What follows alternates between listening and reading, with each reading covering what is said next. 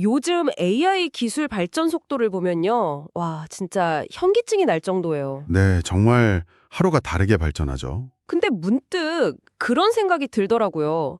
이 AI 기술이랑 블록체인? 특히 이더리움이요. 그 둘이 어떻게 연결될 수 있을까 하는. 네, 솔직히 몇 년 전만 해도 완전 다른 길을 가는 것처럼 보였잖아요. 맞아요. 거의 별개의 세상처럼 여겨졌죠. 그런데 최근에 그 흐름이 바뀌고 있습니다. 바로 이더리움의 창시자 비탈릭 부테린 때문에요. 네, 맞습니다. 오늘 우리가 깊이 파고들 이야기가 단순히 기술적인 이야기가 아니에요. 기술 얘기가 아니면요? AI라는 정말 강력한 도구가 나왔는데 이 시대에 우리가 어떻게 하면 인간의 자유나 자율성을 지켜낼 수 있을까? 그 방향에 대한 굉장히 깊은 철학적 고민이 담겨 있다고 보시면 됩니다. 방향이라는 단어가 확 와닿네요. 다들 속도 경쟁에만 정신이 팔려 있는 것 같아서요. 바로 그 점입니다. 좋습니다. 그럼 지금부터 비탈릭 부테린이 그리고 있는 AI와 이더리움의 미래, 그 지도를 한번 같이 펼쳐보죠. 네, 누가 더 빠른 AI를 만드냐, 이 경쟁을 넘어서 어떤 세상을 만들 거냐에 대한 논의니까 아마 새로운 관점을 얻으실 수 있을 겁니다. 보통 AI 경쟁하면 다들 그거잖아요. 누가 더 똑똑하고 강력한 AGI, 범용 인공지능을 빨리 만드냐. 그렇죠. 거의 기술 군비 경쟁 같은 느낌이죠. 네, 맞아요. 대부분의 논의가 거기에만 집중되어 있는데 비탈릭은 바로 그 관점이 문제의 핵심을 놓치고 있다고 지적을 해요. 핵심을 놓치고 있다. 네, 중요한 건 얼마나 빨리 가느냐가 아니라 우리가 지금 어디로 가고 있는가. 아, 방향의 문제다. 바로 그겁니다. 근데 원론적으로는 방향이 중요하다는 말에 동의하는데요. 기업 입장에서는 경쟁에서 이기려면 속도가 전부 아닌가요? 이게 좀 이상적인 얘기처럼 들리기도 하거든요. 정말 좋은 지적이세요. 바로 그 현실성 때문에 이 논의가 더 중요해지는 거거든요. 어떤 점에서요? 비탈릭의 경고는 이거예요. 만약 우리가 방향에 대한 고민 없이 속도전에만 빠져버리면 AI 기술은 결국 소수에게 전부 넘어간다. 소수의 거대 기업이나 특정 국가에게 정말 전례 없는 권력을 안겨줄 거라는 거죠. 개인의 모든 데이터를 통제하고 사회적인 판단에까지 영향을 미치는. 맞습니다. 그런 디스토피아적인 미래로 갈 수 있다는 아주 강력한 경고인 셈이에요. 그러니까 AI의 힘이 너무 막강하니까 이게 잘못된 방향으로 폭주하는 걸 막을 안전장치가 처음부터 설계되어야 한다. 바로 그 지점입니다. 여기서 이더리움, 블록체인의 그 분산화 철학이 해답이 될 수 있다. 이런 흐름이군요. 정확합니다. AI라는 강력한 엔진이 있다면 이더리움은 그 엔진이 궤도를 벗어나지 않게 하는 레일이자 브레이크 역할을 할 수 있다는 비전인 거죠. 그렇군요. AI가 가져올 그 막대한 힘을 제어하고 그 혜택이 인류 전체에게 돌아가도록 만드는 시스템적인 안전장치. 그게 바로 비탈릭이 생각하는 AI 시대 이더리움의 역할이군요. 자, 그럼 이 철학적인 비전이 실제로 어떻게 구현될 수 있을지 너무 궁금해지는데요. 네, 그렇죠. 막연하게 들릴 수도 있으니까 비탈릭이 제시한 구체적인 4가지 방향을 하나씩 살펴보면 그림이 훨씬 선명해질 것 같아요. 좋습니다. 첫 번째 전략부터가 지금 우리가 AI를 쓰는 방식을 완전히 뒤집는 아이디어예요. 뭔가요? 바로 신뢰가 필요 없는, 즉 트러스트리스하고 프라이버시 중심의 AI 환경을 만들자는 겁니다. 신뢰가 필요 없다. 지금 우리가 챗GPT 같은 AI 쓸 때를 한번 생각해 보세요. 우리의 질문, 데이터, 개인정보가 전부 다 특정 기업의 중앙 서버로 가죠. 맞아요.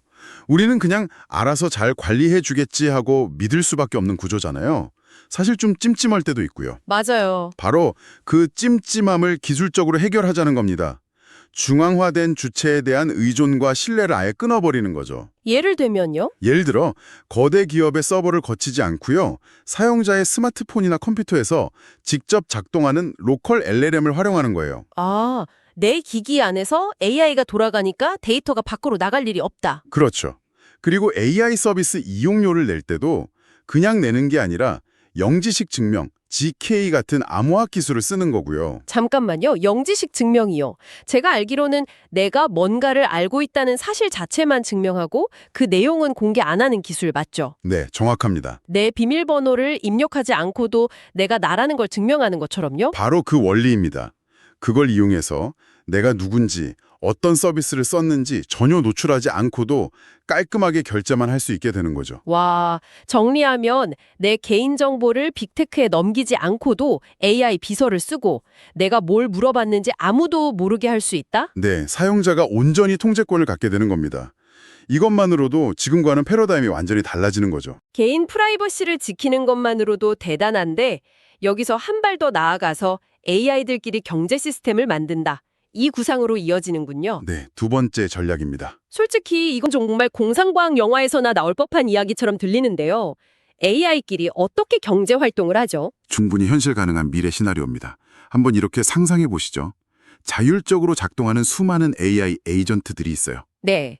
어떤 AI는 데이터 분석 전문, 다른 AI는 이미지 생성 전문, 또 다른 AI는 코드 짜는 데 특화되어 있고요. 각자 전문 분야가 있군요. 네, 제가 제 AI 비서한테 최근 논문을 바탕으로 멋진 발표 자료 이미지를 만들어줘 라고 명령했다고 해보죠. 네, 그런 명령을 내리면 제 AI 비서가 스스로 판단하는 거예요.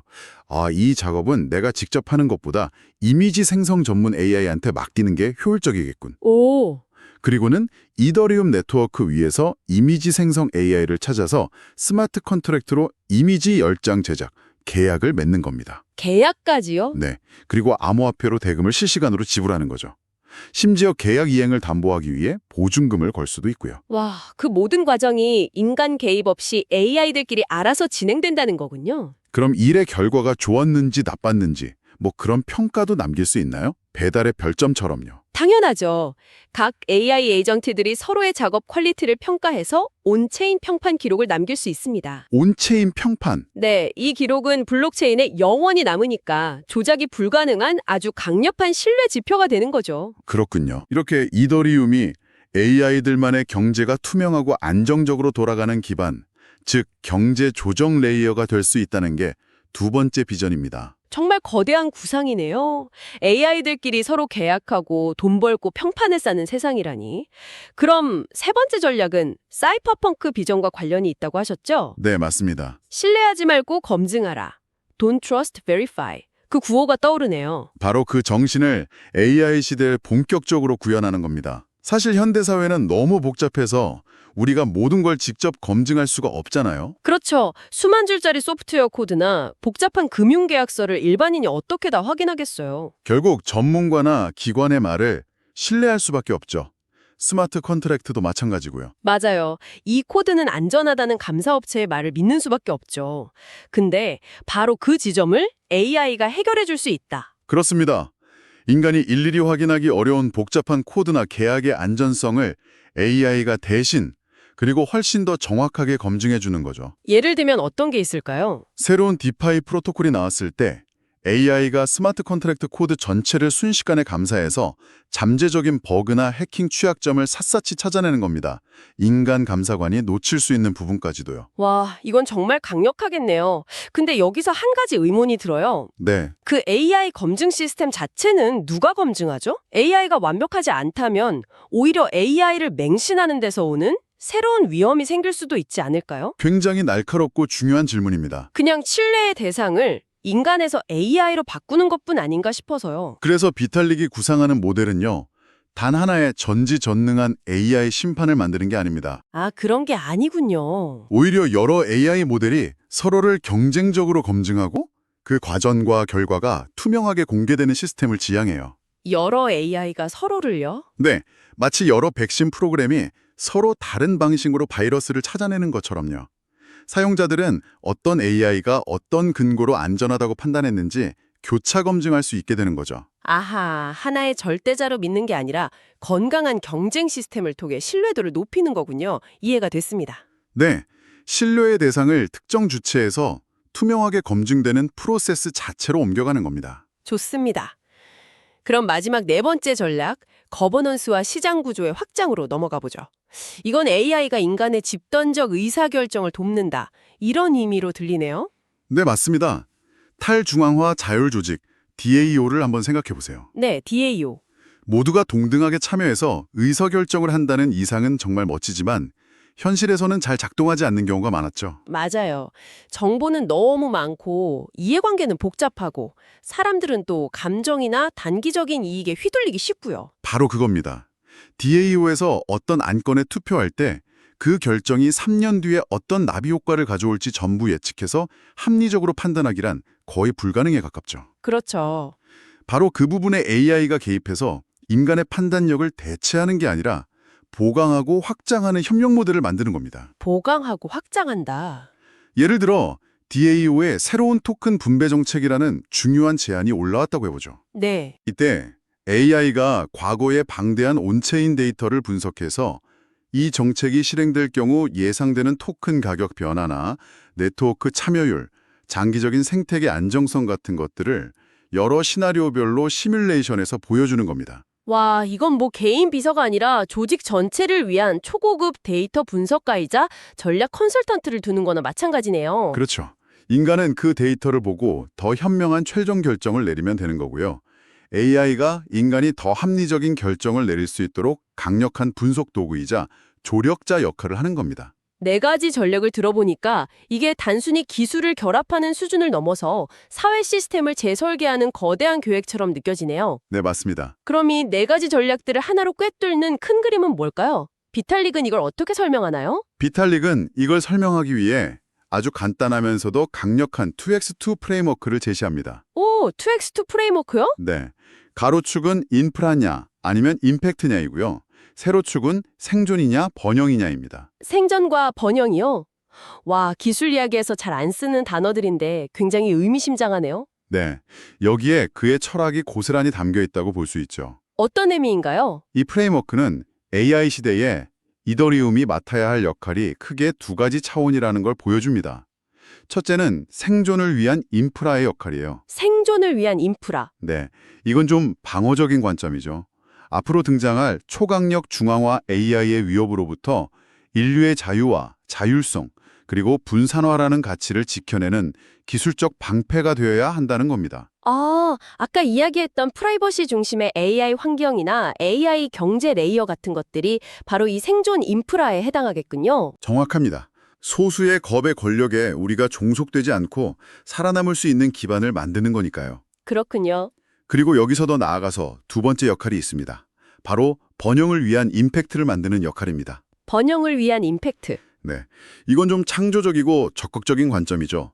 방어에만 그치는 게 아니라 AI와 인간이 함께 협력해서 이전에는 불가능했던 새로운 가치를 만들고 더 나은 미래로 나아가는 엔진이 되어야 한다는 겁니다. 아, 네 번째 전략이었던 거버넌스 모델의 확산이나 사이퍼펑크 비전의 실현 같은 것들이 바로 이 공동 번영을 위한 임팩트에 해당하겠네요. 맞습니다. AI 덕분에 더 안전하고 더 현명한 시스템을 만들어서 다 함께 번영하자는 거니까요. 그러니까 이더리움은 최악의 디스토피아를 막는 방패이자 동시에 최상의 유토피아를 여는 창이 되어야 한다. 와, 이 두 가지 역할을 모두 수행하는 것이 AI 시대의 이더리움이 나아가야 할 길이라는 것을 이 프레임워크가 명확하게 보여주는 거죠. 결국 이 모든 논의가 중요한 이유는 AI라는 이 거대한 기술의 힘이 과연 어디로 그리고 누구에게 집중될 것인가의 문제로 귀결되는군요. 바로 그겁니다. 역사를 돌이켜보면 새로운 강력한 기술은 언제나 권력의 집중이라는 문제를 낳았어요. 그렇죠. 인쇄술, 라디오, 심지어 인터넷도 처음에는 모두를 위한 민주적인 기술이었지만 결국 소수의 플랫폼 기업에 막대한 힘이 쏠렸죠. 맞아요. AI는 그 어떤 기술보다도 강력하기에 그 힘이 소수의 기업이나 특정 국가에 독점될 경우의 위험은 상상 이상으로 클 수 있습니다. AI가 인간을 감시하고 통제하는 도구가 될 수 있다는 경고는 이미 현실 곳곳에서 나타나고 있고요. 그렇기 때문에 비탈릭의 제안이 중요한 겁니다. 이건 단순히 새로운 암호화폐 프로젝트를 만들자는 이야기가 아니에요. 그럼요. 기술을 통해 기술이 낳을 수 있는 권력 집중을 막고 AI가 인간을 지배하거나 대체하는 존재가 아니라 인간의 능력을 확장하고 돕는 유용한 도구로 남게 하기 위한 기술적이면서도 철학적인 로드맵이다. 네, 바로 그렇게 볼 수 있습니다. 정리하자면 이더리움은 단순히 디지털 자산을 거래하는 플랫폼을 넘어서서 다가올 AI 시대의 기본 규칙과 시스템을 설계하는 일종의 운영체제 OS가 될 수 있다는 거네요. 네, 그렇게 비유할 수 있겠네요. 그리고 그 과정에서 가장 중요한 것은 기술 발전의 속도가 아니라 우리가 설정하는 방향에 의해 미래가 결정된다는 메시지가 깊은 울림을 줍니다. 네.